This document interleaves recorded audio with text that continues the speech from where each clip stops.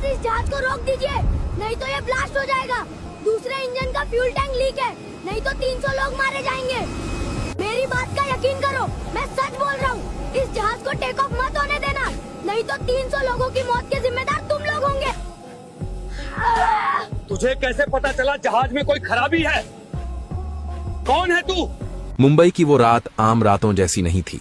आसमान का सीना चीरकर बिजली कड़क रही थी और बारिश इतनी तेज थी कि जैसे आज पूरे शहर को बहा ले जाएगी।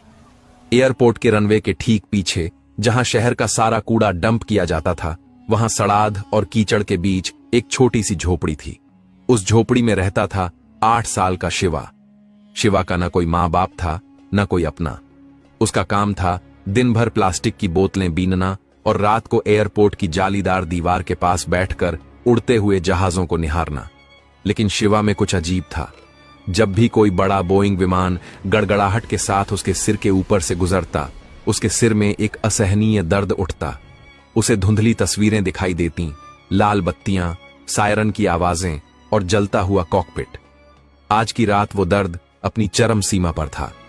शिवा बारिश में भीगता हुआ एयरपोर्ट की बाउंड्री वॉल के पास खड़ा था। उसकी नजरें रनवे पर खड़ी फ्लाइट 808 पर थीं। यह एक विशाल जंबो जेट था जिसमें 300 से ज्यादा यात्री सवार थे और जो लंदन के लिए उड़ान भरने वाला था। जैसे ही फ्लाइट 808 के इंजन स्टार्ट हुए, शिवा के दिमाग में एक जोरदार धमाका हुआ। इस बार तस्वीरें धुंधली नहीं थीं, उसे सब साफ दिखाई दे रहा था। उसे याद आया, एक ढीला वॉल्व, हाइड्रोलिक सिस्टम में रिसाव और टेक ऑफ के ठीक 40 सेकंड बाद एक भीषण विस्फोट। नहीं, यह नहीं हो सकता, शिवा बड़बड़ाया। उसकी आवाज एक 8 साल के बच्चे की थी, लेकिन उसकी आंखों में जो खौफ था वो किसी तजुर्बेकार इंसान का था। उसे पता था कि उसे क्या करना है। सुरक्षा घेरा बहुत सख्त था, ऊंची दीवारें, कंटीले तार और हथियारबंद गार्ड्स। लेकिन शिवा को उस दीवार का एक ऐसा सुराख पता था जिसे उसने कचरा बीनते वक्त खोजा था, जहां से बारिश का पानी नाले में जाता था। वह कीचड़ में लेट गया और सांप की तरह रेंगते हुए उस संकरे पाइप से अंदर घुसने लगा। उसका शरीर छिल गया, खून बहने लगा, लेकिन उसे दर्द का एहसास नहीं था। उसके दिमाग में बस एक ही चीज गूंज रही थी, फ्यूल लाइन लीक है, वो मर जाएंगे। टारमैक, रनवे पर पहुंचते ही उसे ठंडी हवा के थपेड़े लगे। सामने विशालकाय जहाज धीरे धीरे टैक्सी कर रहा था।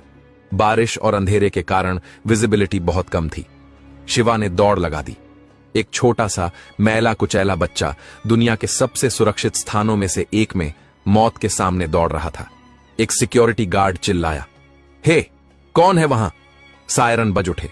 शिवा रुका नहीं, वह सीधे जहाज के अगले पहिए, नोज गियर की तरफ भागा। जहाज अभी रुका हुआ था, पायलट एटीसी से क्लियरेंस ले रहा था। शिवा पागलों की तरह लैंडिंग गियर के पास पहुंच गया और अपने हाथों में पकड़े एक लोहे के सरिये से, जो उसने कचरे से उठाया था, पहिए पर जोर जोर से मारने लगा।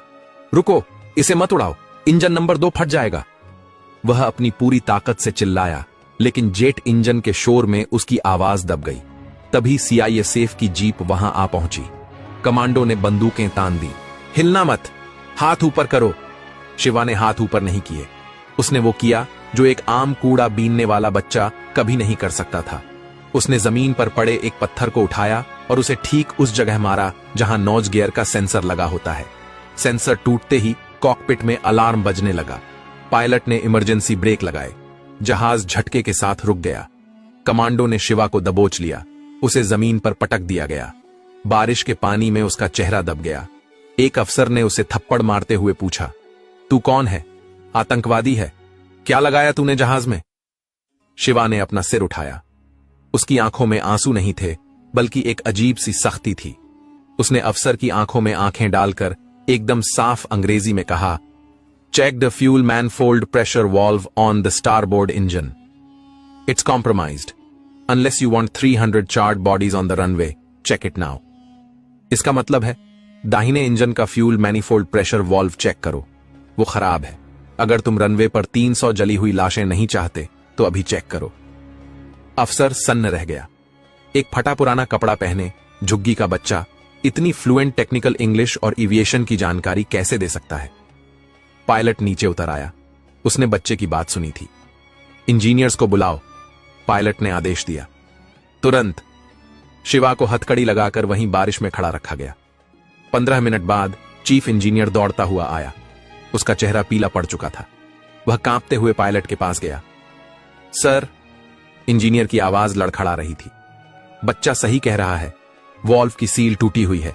जैसे ही हम थ्रस्ट बढ़ाते, इंजन में आग लग जाती और फ्यूल टैंक फट जाता। कोई नहीं बचता। सन्नाटा छा गया। 300 यात्रियों की जान बच चुकी थी। सभी की नजरें शिवा पर थीं। पुलिस कमिश्नर ने आगे बढ़कर पूछा, तुम्हें यह कैसे पता चला? तुम कौन हो? शिवा की आंखों के सामने अंधेरा छाने लगा। पिछले जन्म की यादें और इस जन्म की कमजोरी उस पर हावी हो रही थी। बेहोश होने से ठीक पहले उसने एक नाम बुदबुदाया, एक ऐसा नाम जो 10 साल पहले अखबारों की हेडलाइन बना था।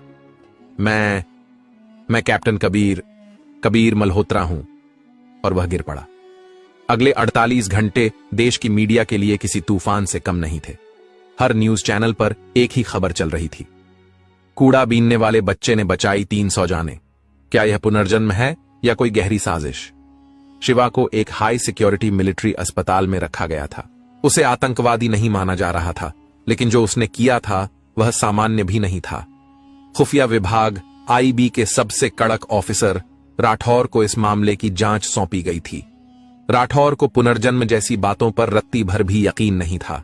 उसे लगता था कि इस बच्चे का इस्तेमाल किसी आतंकी संगठन ने किया है, जिसे जहाज की कमियों के बारे में पहले से पता था।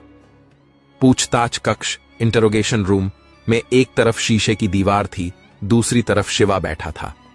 उसे अब साफ कपड़े पहना दिए गए थे, लेकिन उसका छोटा सा शरीर कुर्सी पर अजीब लग रहा था।